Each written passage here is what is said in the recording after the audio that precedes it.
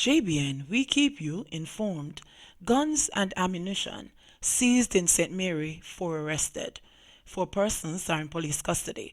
Following the siege of 2 firearms and 48 assorted rounds of ammunition on the Georgia Main Road in Montego Bay, St. Mary, the police say they recovered a Springfield 40 pistol, a Ruger 9mm pistol, 3 magazines, 13 40 caliber rounds of ammunition, and 35 9mm rounds of ammunition.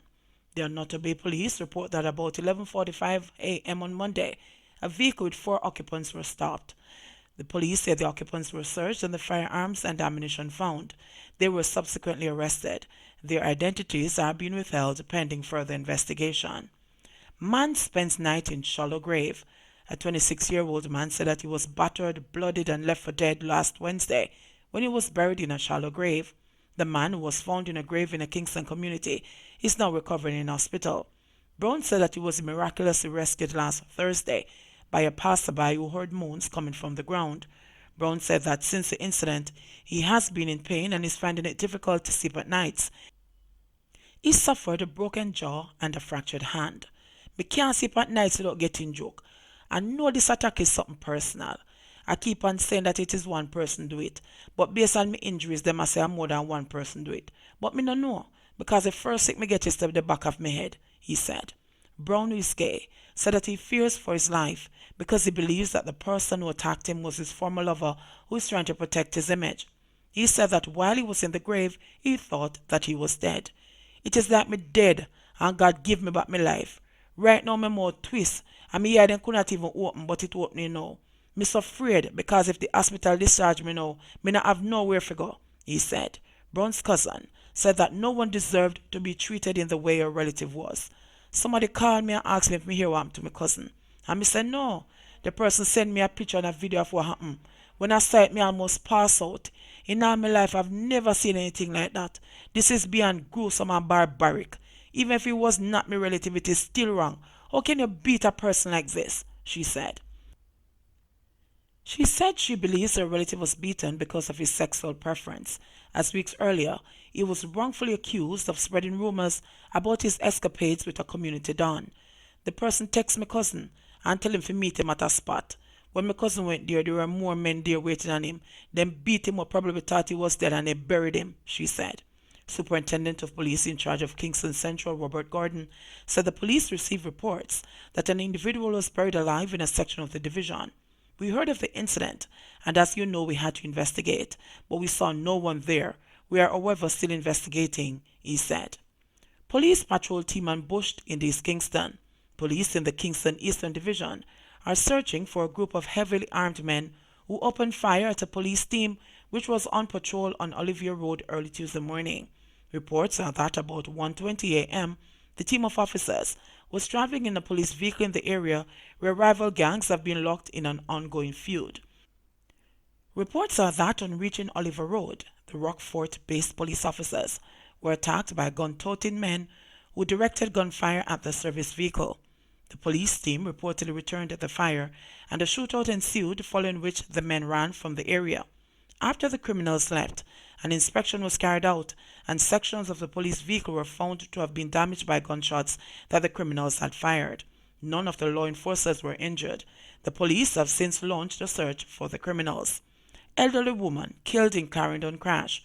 A woman died as a result of injuries she received in a motor vehicle collision along the Swansea Main Road in Clarendon on Monday. She has been identified as 77-year-old Offnet Ritchie, a retiree of Ontario, Canada, and a Knockpatrick in Manchester. The Fort Pass police said that about 10:20 a.m., Ritchie was among 3 occupants in a Toyota RAV4 motor car traveling in an easterly direction. It is alleged that on reaching a section of the road, the driver overtook a line of traffic and collided with a Toyota Crown motor car traveling in the opposite direction. Ritchie and another passenger sustained injuries and were taken to the hospital, where she died while undergoing treatment. The other passenger was treated and released. Over $5 million in drugs seized, 6 arrested in separate busts.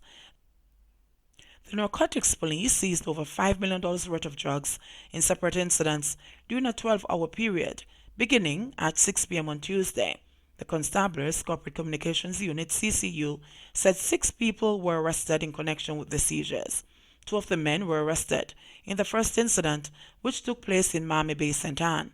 According to the CCU, the police found 6.69 pounds of cocaine hidden inside the car the 2 were traveling.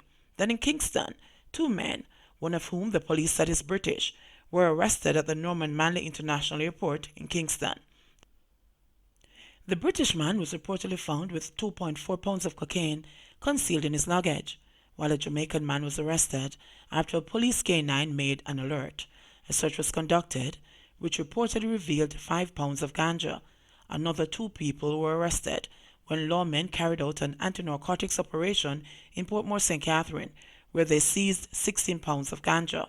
The CCU said the identities of the 6 individuals are being withheld pending further investigations. MoBay Pride granted interim order to rent Cultural Centre. Maurice Tomlinson, founder and development coordinator of Montego Bay Pride, secured a victory in the Supreme Court on Monday when he was granted an interim order that allows his organization to rent the public facilities at the Montego Bay Cultural Centre. The interim order also clears the way for Montego Bay Pride to once again host the public events at the venue as it has done in the past. During a meeting of the St. James Municipal Corporation in September, Montego Bay Mayor Homer Davis stated that he would be revoking permission for the group to use the facility, stating that the move was necessary to preserve the sacredness of the space. The Montego Bay Cultural Centre is a public venue that provides meeting rooms for rent to the general public, among other things. Banned from using the space that they have used to host Pride events over the last 4 years, the LGBT group filed a judicial review against Davis and the St. James Municipal Corporation, which owns the centre. Lawyers from Jamaicans for Justice are representing the gay rights group. In his application for judicial review, Tomlinson stated that by rescinding the permission given to Montego Bay Pride by the management of the Cultural Centre, the decision of the mayor and the municipal corporation was discriminatory, unconstitutional, and ultra-vires.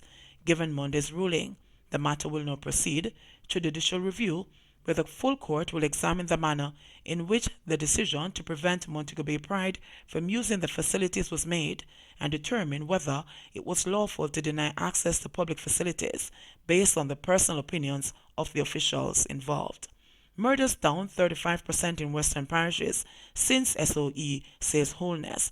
Prime Minister Andrew Holness has reported a reduction in murders and shootings since the implementation of the states of public emergency SOEs in the parishes of St. James, Westmoreland, and Hanover on April 30. Holness was addressing the House of Representatives, which yesterday approved a 3-month extension of the states of public emergency SOEs in the 3 parishes until January 27, 2020. The members also voted in favor of continuing the SOEs in Clarendon and St. Catherine until January 18, 2020. In his address, the Prime Minister explained that declaration of the SOEs in the areas was done as a result of the rate of murders, gang-related activities, and other illicit activities that were occurring.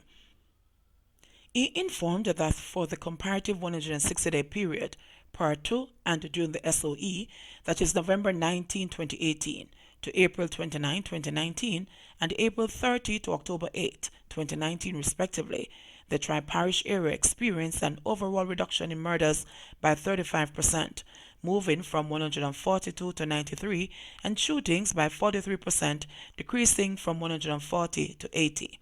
The Prime Minister said that over the period April 30, 2019 to October 8, 2019, during the period of the state of public emergency, reductions were recorded in all 3 parishes. He noted that murders and shootings in the parish of St. James reduced by 5%, moving from 64 to 61, and 13% for shootings from 61 to 53 respectively when compared to the similar period last year.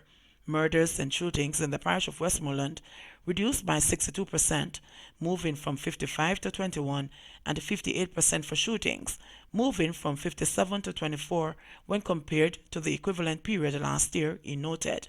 He added that murders and shootings in the parish of Hanover decreased by 52% and 86% respectively. As a tool of controlling serious crimes, the SOEs are working, he said.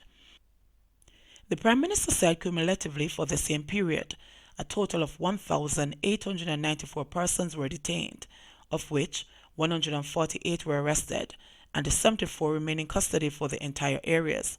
There were 901 arrests and charges within the division for varying offences, to include breaches of the Firearms Act 138, breaches of the Dangerous Drugs Act 86 were arrested and charged.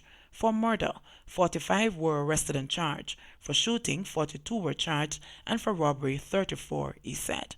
Holness noted that 60 firearms and 4,133 rounds of ammunition have also been recovered. He said notwithstanding the gains, the Tri-Parish region continues to raise significant security concerns nationally. Cumulatively, the three parishes still account for 20% of the murders and 19% of shootings committed throughout the country over the period January 1, 2019 to October 9, 2019. The threat of guns, gangs, and dons in the areas under the SOE remains prevalent. The gangs operating in the three divisions are known to perpetuate violent criminal activities, thereby causing a high level of fear and insecurity among the citizens, he said. During the SOEs, the security forces have the power to search, curtail operating hours of business, restrict access to places, and detain persons without a warrant. JBN, we keep you informed. Please remember to like, subscribe, share, leave us a comment, and click the notification bell to receive our daily news items.